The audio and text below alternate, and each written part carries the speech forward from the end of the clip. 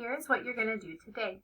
Today you are going to look at this page and you're going to circle the customary units that would be best used to measure the weight of the object. So for the first one, you have a football player. So you're going to circle, would you measure the football player's weight in ounces, pounds, or tons? The next one is cupcake. Are you going to measure the cupcake's weight in ounces, pounds, or tons?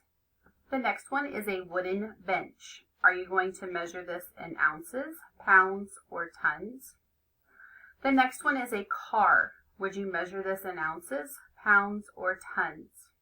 Then there's two questions where I want you to actually write. The first one says, how can you decide what units to use? So how do you know if you use ounces, pounds, or tons?